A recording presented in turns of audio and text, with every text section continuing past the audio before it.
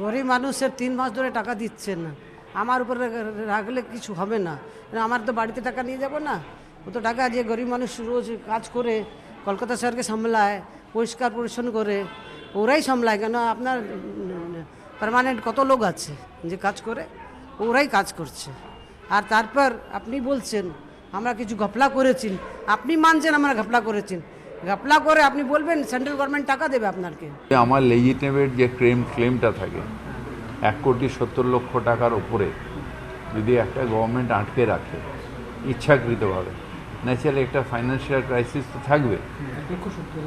1,70,000 কোটি টাকা, 1,70,000 কোটি টাকা যদি আটকে রাখে, যেটা আমাদের লেজিটিমেট, যার জন্য আমাদের অলরেডি ইনভেস্ট হয়ে গেছে।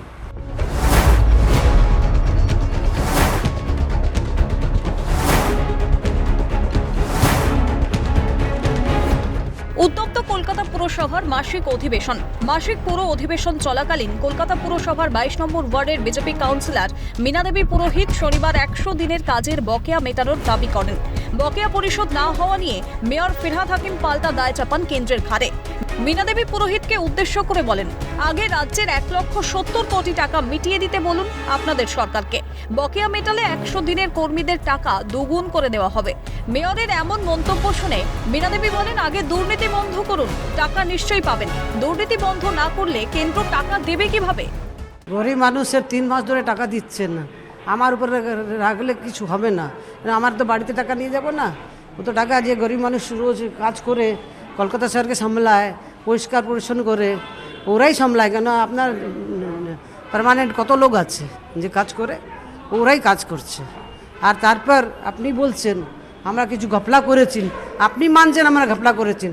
ঘপলা করে আপনি বলবেন সেন্ট্রাল গভর্নমেন্ট টাকা দেবে আপনাকে। তো ঘপলা বন্ধ করে দিন, চুরি বন্ধ করে দিন, হিসাবটা দিয়ে দিন, তো আপনি টাকা পেয়ে যাবেন।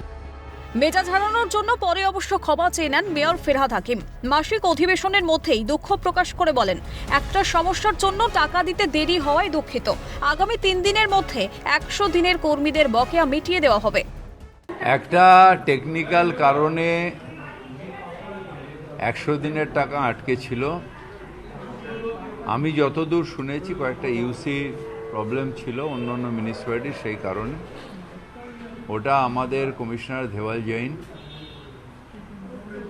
গোলাম আনসারি মিলে ফাইন্যান্স সেক্রেটারির সাথে কথা বলে ওটা মিটে গেছে, টাকাটা ছেড়ে দিয়েছেন ওরা।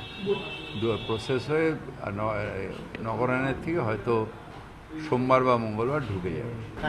দেখুন, যদি আমার লেজিটিমেট যে ক্লেমটা থাকে 1,70,00,000 টাকার উপরে যদি একটা গভর্নমেন্ট আটকে রাখে ইচ্ছাকৃতভাবে, ন্যাচারালি একটা ফাইন্যান্সিয়াল ক্রাইসিস তো থাকবে। 1,70,000 কোটি টাকা, 1,70,000 কোটি টাকা যদি আটকে রাখে, যেটা আমাদের লেজিটিমেট, যার জন্য আমাদের অলরেডি ইনভেস্ট হয়ে গেছে, যার জন্য আমাদের ধরুন এই 100 দিনের টাকা আমাদের তো আলটিমেটলি দিতে হচ্ছে, যে টাকাটা ওরা আটকে রেখেছে। আবাসনের টাকা আমাদের দিতে হচ্ছে, যে টাকাটা ওরা আটকে রেখেছে।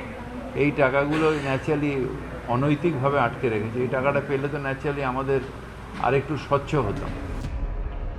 শনিবারই বাম কাউন্সিলর নন্দিতা রায় 100 দিনের কর্মীদের বেতন বৃদ্ধির দাবি তোলেন। জবাবে মেয়র বলেন, আগে বকেয়া মিটুক, তারপরে টাকা বৃদ্ধির প্রস্তাব ভেবে দেখা যাবে। ক্যামেরায় পুষ্পা দেবনাথের সঙ্গে খালিদ জামালের রিপোর্ট, ক্যালকাটা নিউজ।